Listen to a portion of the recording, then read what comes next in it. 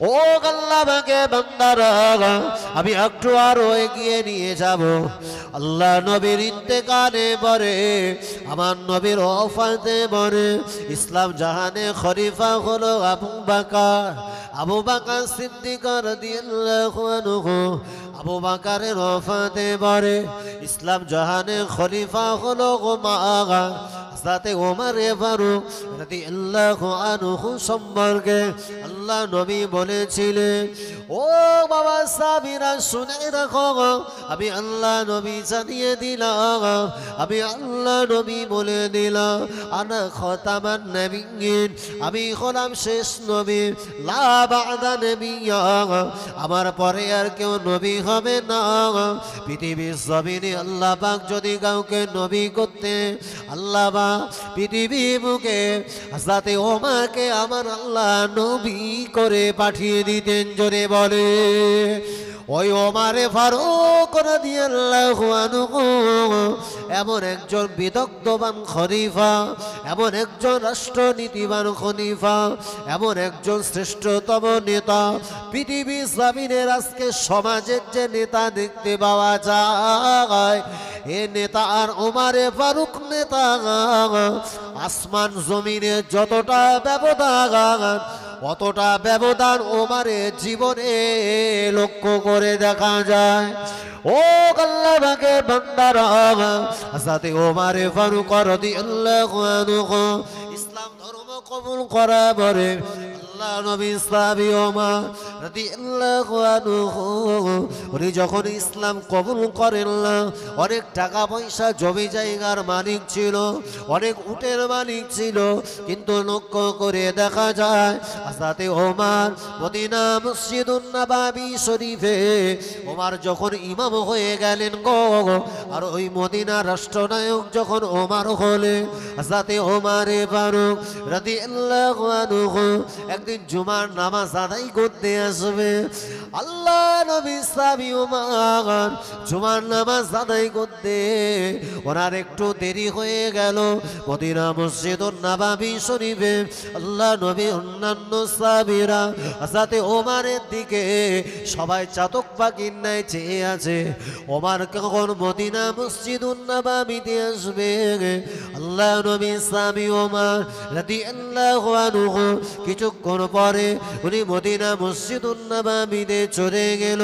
হযরতে ওমরে ফারুক রাদিয়াল্লাহু আনহু মদিনা মসজিদুন নববীতে প্রবেশ করবার পরে ওই সময় নবী সাহাবীদেরকে ডেকে বললেন, ও নবী সাহাবীরা, আমি ওমর বড় দুঃখিত, আমি ওমর বড় শর্মিন্দা হয়ে গেলাম, আমি ওমর বড় লজ্জিত হয়ে গেলাম। আজকে আমার মদিনা মসজিদুন নববী শরীফে আমাকে আসতে একটু দেরি হওয়ার অন্য কোনো কারণ নয়।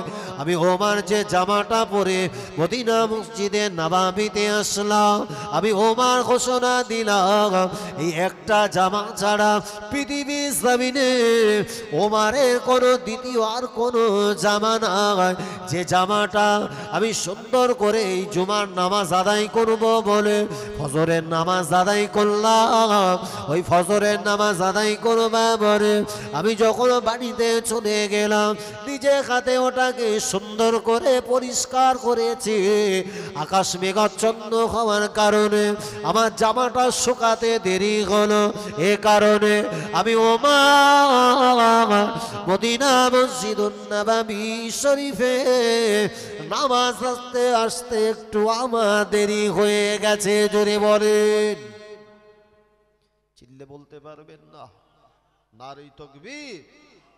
এবার তৎকালীন সময়কার ওমর, যিনি হচ্ছেন মদিনা শরীফের রাষ্ট্রনায়ক, তিনি হচ্ছেন মদিনা শরীফের একেবারে মসনদে বসা।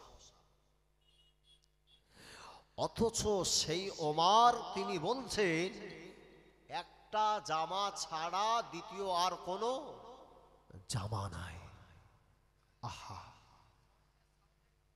এই ওমর রাদিয়াল্লাহু আনহু, যে ওমরে ফারুক রাদিয়াল্লাহু আনহু তিনি যখন এ বর্ণনা দিলেন, লক্ষ্য করে নবী সাহাবীরা দেখে পেয়েছেন ওমরের যে জামাটা পরেছেন ওই জামার একটা নয় দুটো নয় কেতাবে বর্ণিত রয়েছে 17টা তালি মারা রয়েছে। এবার আমার জামাই যদি এখানে একটু ছিঁড়ে যায়, আমি সেলাই মারবো না তালি মারবো? একটু বলতে হবে। সেলাই মারবো। আচ্ছা যদি এখান থেকে এক খাবলা উঠে যায়, সেলাই কাজ হবে? মাত্তান। তাহলে ওমারের জামা ছেঁড়ার সংখ্যা কম ছিল না বেশি? অথচ তিনি হচ্ছেন রাষ্ট্রনায়ক। আর আগেই বললাম ওমার তখন ইসলাম কবুল করেনি, অথচ সেই ওমার অগাধ ধন সম্পদের মালিক। সেই ওমার তিনি মদিনার গভর্নর। সর্বোপরি ওমারের দেখা যায় তার কম বেশি কয়েকশো উটেরও মালিক ছিলেন। তাহলে ওমার রাজত্বে বসার পরে ওমারের প্রমোশন হলো না ডিমোশন হয়েছে? ডিমোশন মানে সম্পদ বাড়েনি, সম্পদ কমেছে। আচ্ছা ভোট যখন আসে, নেতারা যখন ভোট চায়, হ্যাঁ, আমি কোন পার্টির দালালির কথা বলি না, আমি বলতে চেয়েছি একজন আদর্শবান নেতা, নাম হচ্ছে ওমর। এই ওমরের এই দৃষ্টান্ত আমার জন্য শিক্ষণীয় হবার আছে না না? যে ওমর ফারুক রাদিয়াল্লাহু আনহু তিনি যখন এ মসনদে বসেনি, অথচ অগাধ সম্পদের মালিক। আর সেই ওমর যখন মসনদে বসেছে, জামার সংখ্যা বলে কটা? একটা। তালি মারা কটা? 17টা। তাহলে টাকা বেড়েছে না কমেছে? কমেছে। আচ্ছা আমাদের সমাজের যারা ভোটের লিডার হয়, যদি ভোটে জেতে, মানে লিড যদি একবার মারতে পারে, বাড়ে না কমে? টালির থেকে 6 তালা না 10 তালা? আহা, আদর্শবান নেতা। আল্লাহ নবী বললেন, ও আমার সাহাবীরা, আমি আল্লাহ নবী ঘোষণা দিলাম, আমি আল্লাহ নবী বলে দিলাম, দুনিয়ার জমিনে, পৃথিবীর জমিনে যদি কোনো নেতা তার তত্ত্বাবধানে থাকা অবস্থাতে উনি যদি তিনি দাসত্বে বসেন, উনি যদি রাখালিত্ব করতে বসে, তার রাখালিত্ব অবস্থাতে, তার রাষ্ট্রনায়কত্বে অবস্থাতে পৃথিবীর জমিনে যদি কোনো মানুষ যদি ভোকা থাকে, কিয়ামতের দিন ময়দানে মাশারে আল্লাহ পাকের দরবারে তাকে জবাব দিতে হবে। ও জওয়ানেরা, আমি আপনাকে শোনাচ্ছিলাম, আমি আপনাকে বলছিলাম, পৃথিবীর জমিনে ওমর রাদিয়াল্লাহু তাআলা আনহু, যে ওমর সম্পর্কে আল্লাহ নবী বলেছিলেন, আল্লাহ নবীর পাক জবানে ঘোষিত রয়েছিল, রাবাইতু ওমর ইয়াসিরু ফিল জান্নাহ। আল্লাহ নবী বললেন, বাবা সাহাবীরা, আমি আল্লাহ নবী ঘোষণা দিলাম, আমি স্বপ্ন যোগে গভীর রাতে ওমরকে যেন আল্লাহ পাকের দয়া জান্নাতের ভিতরে আমি ওমরকে ঘুরতে দেখেছি। ও আল্লাহ পাকের বান্দারা, যদি ওমর আল্লাহ পাকের দয়া জান্নাতে ঘোরে, ওমর যদি একজন জান্নাতি মানুষ হয়, ওই ওমরের ভিতরে আল্লাহ পাকের ভয় ছিল কি ছিল না?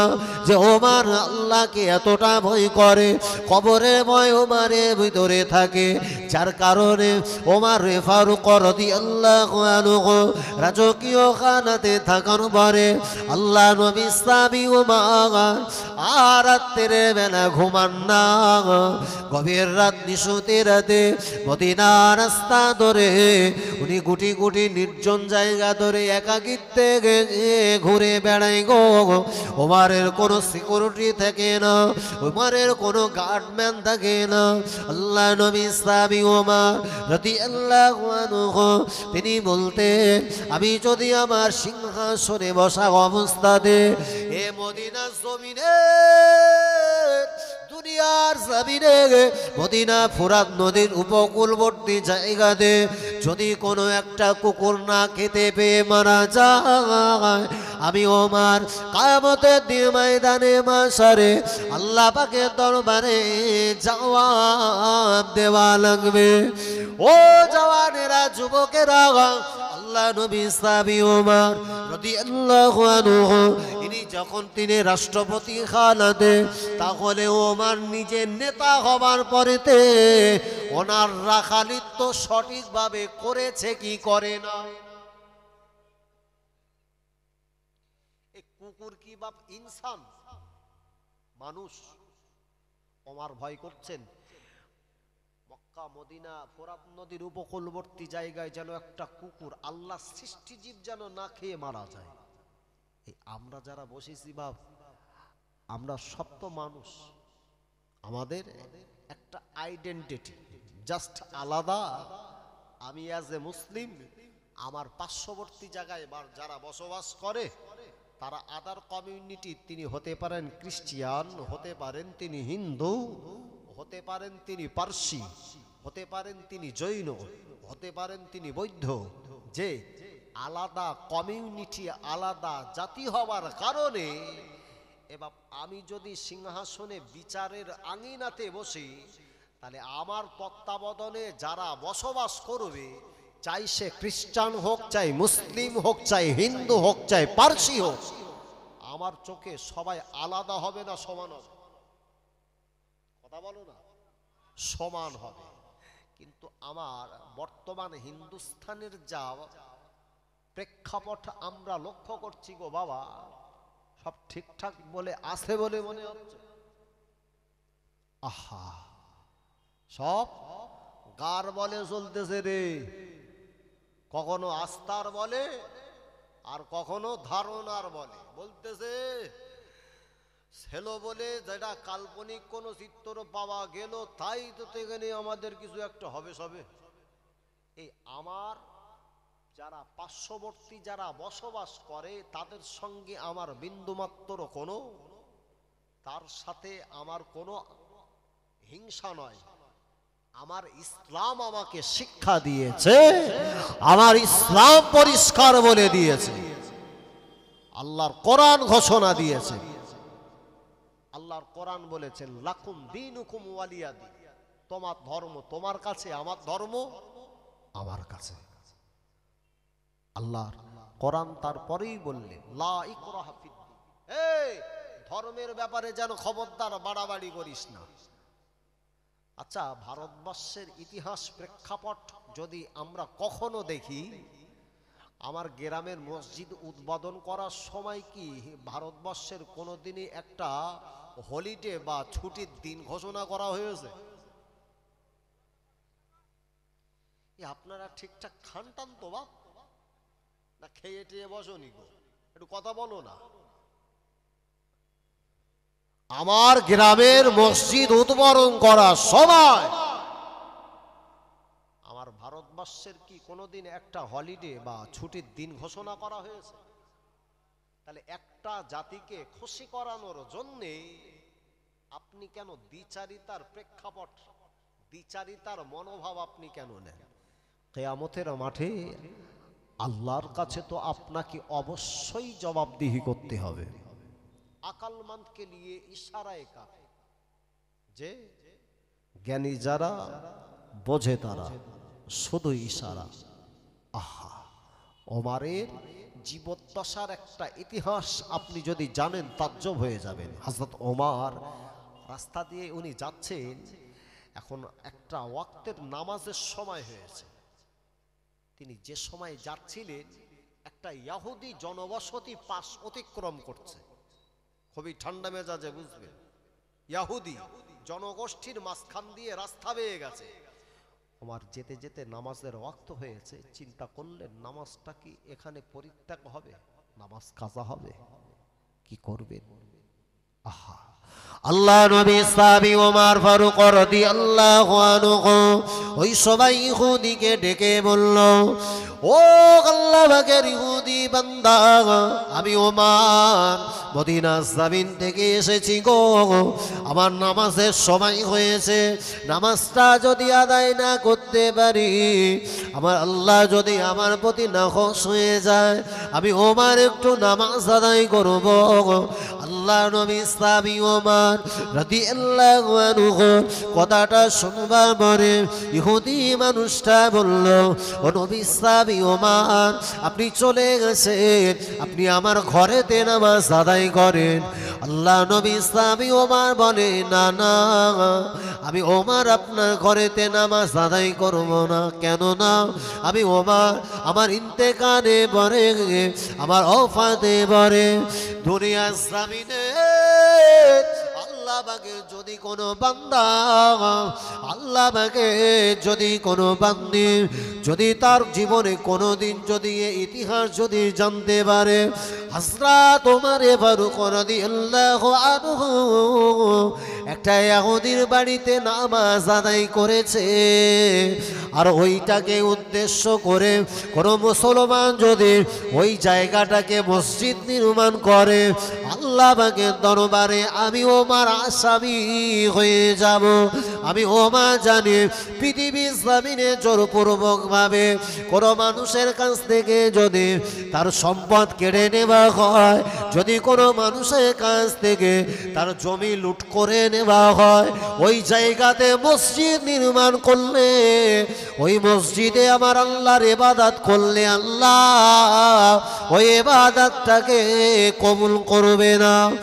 ও ভাইরা শুনে রাখুন, আল্লাহ নবী ইসলামী ওমর রাদিয়াল্লাহু আনহু সেই দিনে বলেছিলেন, ওগো ইহুদি ভাই, আমি ওমর জানিয়ে দিলাম, আমি ওমর বলে দিলাম, আমার নামাজ পড়ার সময় হয়েছে, আমি একটু পার্শ্ববর্তী খোলা ময়দানে নামাজ আদায় করব। তথাপিও আমি ওমর চাই না পৃথিবীর জমিনে আমি ওমর আমার কারণে কোনো জায়গাতে বিনা কারণে যে জায়গা মুসলমানের নয়, ওই জায়গাতে কোনো মসজিদ নির্মাণ হোক। একবার জোরে বলুন সুবহানাল্লাহ। এবার নামাজ আদায় হওয়ার জন্যে, নামাজ কবুল হওয়ার জন্যে বাইরের 6টা শর্ত আছে না নাই? কথা বলে না। বাইরের 6টা শর্ত, ভিতরের 6টা শর্ত আছে, যেগুলো না থাকলে আমার নামাজ কবুল হবে না।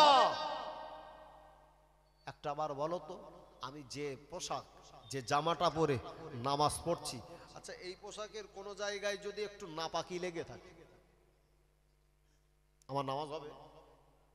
আচ্ছা যে জায়গায় আমি নামাজ পড়ছি ওইখানে যদি পরিষ্কার আমি দেখতে পাচ্ছি ওখানে কুকুরের পায়খানা আছে, ওখানে যদি আমি সাজদা দিই, নামাজ হবে? তাহলে নামাজ পড়ার জন্যে আমার অত্যাবশ্যক যেটা জরুরি, আমার দেহ পাক, আমার পোশাক পাক, আমার জায়গা পাক। যে জায়গা পাক হয় না সেই জায়গাতে ইবাদত করলে ইবাদতও কবুল হয় না। মুসলমানেরা কি সেটা বোঝে না? অবশ্যই মুসলমানেরা তো সেটা অবশ্যই বোঝে, যার কারণে হিন্দুস্তানের বুকে যে মসজিদ নির্মাণ হয়েছিল নাম তার বাবরি, যে বাবরি মসজিদ কোন মুসলমান কোন অন্যায় ভাবে কারোর কাছ থেকে অন্যায় ভাবে দখল করে, তার কারণ মুসলমান কিন্তু অবশ্যই জানে অন্যায় ভাবে কারোর দখল করা জায়গাতে নামাজ পড়লে নামাজ হবে না। আহা, আমাকে একটা বার ভাবতে হয়, এখন যার পাল্লা ভারী সেদিকে যদি ওই দিকে ঘুরগে চালায়, তা স্রষ্টা বলে একজন কেউ আছে, অবশ্যই ভুলে গেলে চলবে না। ওয়া কারু ওয়া কারাল্লাহ, আল্লাহু খায়রুল মাকিরিন। এখন তুমি তোমার কৌশল দেখাচ্ছ, আল্লাহর কৌশল যখন আল্লাহ দেখাবেন সেই কৌশলের সঙ্গে আর তোমার মোকাবেলার সামর্থ্য হবে না। যে কৌশলের মুখাপেক্ষী হয়েছিল নাম তার মিস্টার ফেরাউন, চেনো বাপ? যে বলে হলো না আনা রব্বুকুমুল আ'লা, বাঁদর রে আল্লাহ এমন করে সাইজ করেছে, হ্যাঁ সমুদ্রের মাঝখানে যেরকম একটা ইঁদুর পড়লি যেরকম খাবি খায়, ঠিক খাবি খাওয়াটাই। যখন ও চুবচ্ছে তখন বলতেছে আল্লাহ একটুকুন ছেড়ে দাও, আমি তোমারে খোদা বলে মেনতেছি, বলতে শুধু এখন পানি খা। এখন নাউজবিল্লাহ বলার কাজ না, এখন শুধু সুবহানাল্লাহ বলার খা। নাউজবিল্লাহ যখন বলার দরকার ছিল তখন বলিসনি। এখন সুবহানাল্লাহ আর আলহামদুলিল্লাহ খাবি, আর এক ঢোক খা আর সুবহানাল্লাহ বল, আবার ডোব, এক ঢোক খা আবার বল আলহামদুলিল্লাহ। এখন তোর শুধু ঠোক খাওয়ার সময়। দেখেছে পৃথিবীর বুকে যারা আল্লাহর বিরুদ্ধাচরণ করেছে, নাম হলো তার মিস্টার নামরুদ। আর সেই নামরুদকে আল্লাহ শায়েস্তা করার জন্য একটা সামান্য খোঁড়া দিয়ে আল্লাহ শায়েস্তা করে দিয়েছে। তুমি তো সামান্য পাবলিক রে, একটা সামান্য খোঁড়া, তাও আবার কেতাব বর্ণনা দিয়েছে নাকি আবার সে হ্যান্ডিক্যাপ, মানে ঠিক করে দাঁড়াতেও পারে না, যখন দাঁড়ায় ঠ্যাঙের টেরা মুচো করতে দাঁড়ায়, ওই নাকের মধ্যে ঘুরে পাই পাই পাই পাই করে ঘুরতেছে। আর যেই মারে একদম পুরো যন্ত্র ঠান্ডা, বাড়ি খেয়েছে, চুপ, মার বন্ধ, উৎপাত শুরু, আবার ঝাড়ে বন্ধ দেখতেছে, যেই মার বন্ধ আবার উৎপাত শুরু। ও তখন দেখলে যদি মার রানিং চলে 24 যদি আওয়ার্স চলে, তাহলে 1 সেকেন্ডের জন্য আর উৎপাত করবে না, বলতেছে রেস্ট নিতে হবে না, যত সৈন্য সম্বন্ধ আছে সব লাই, শুধু ঝাড়। এখন ঝাড়তি ঝাড়তি যখন লাঠি ছোটা শেষ, 5 জুতো খুলে রাজারে বেড়াচ্ছে। আল্লাহর বিরুদ্ধাচরণ করলে নমরুদের মতো জোতা পেটা খেয়ে মরবি রে। তাকব্বুরি কিন্তু আল্লাহ পছন্দ করে না, অহংকার আল্লাহ পছন্দ করে না।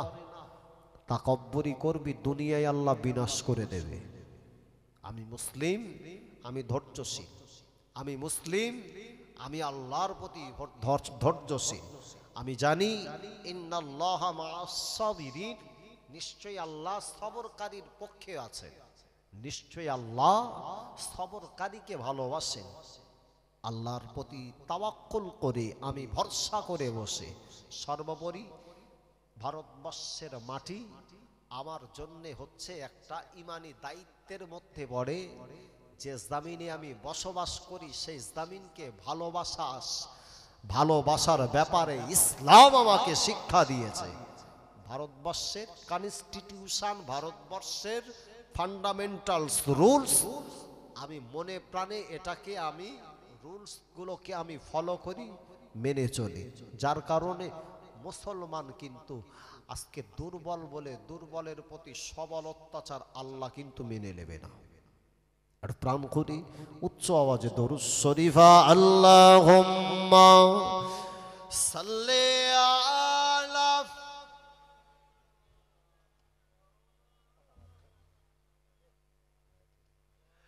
ওয়ালা আলি।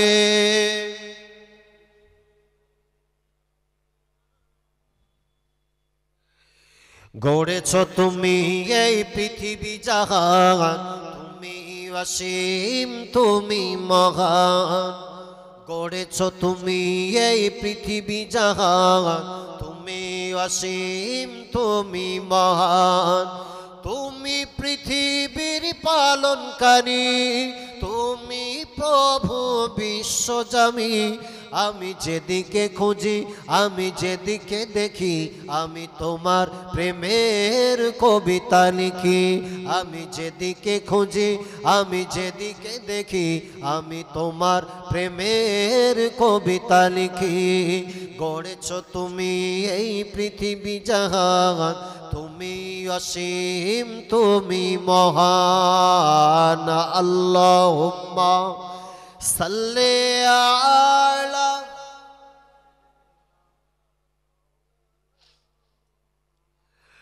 ওয়ালা আলি সাইয়্যিদিনা।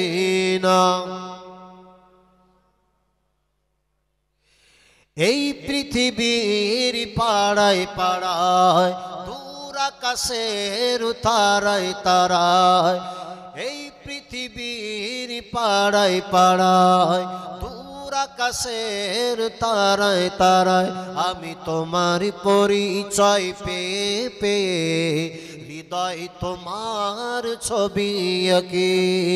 আমি তোমার পরিচয় পেয়ে পেয়ে হৃদয় তোমার ছবি আঁকি, আমি যেদিকে দেখি, আমি যেদিকে খুঁজি, আমি তোমার প্রেমের কবিতা লিখি।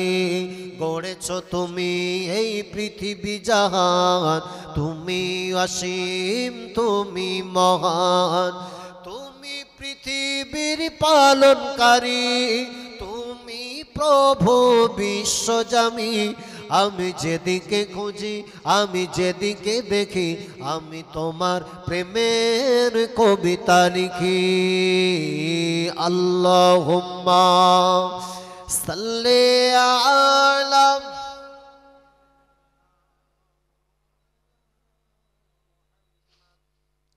ওয়ালা আলি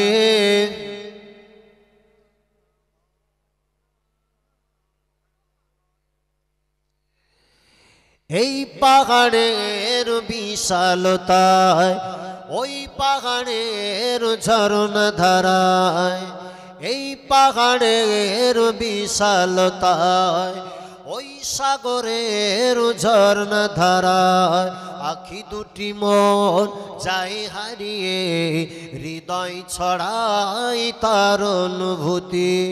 আখি দুটি মন যায় হারিয়ে, হৃদয় ছড়াই তার অনুভূতি। আমি যেদিকে খুঁজি, আমি যেদিকে দেখি, আমি তোমার প্রেমের কবিতা লিখি। গড়েছ তুমি এই পৃথিবী জাহান, তুমি অসীম, তুমি মহান, তুমি পৃথিবীর পালনকারী, তুমি প্রভু বিশ্বজামি।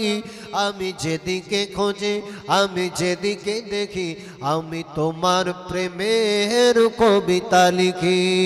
গড়েছ তুমি এই পৃথিবী জাহান, তুমি অসীম, তুমি মহান। আল্লাহুম্মা সাল্লি আলা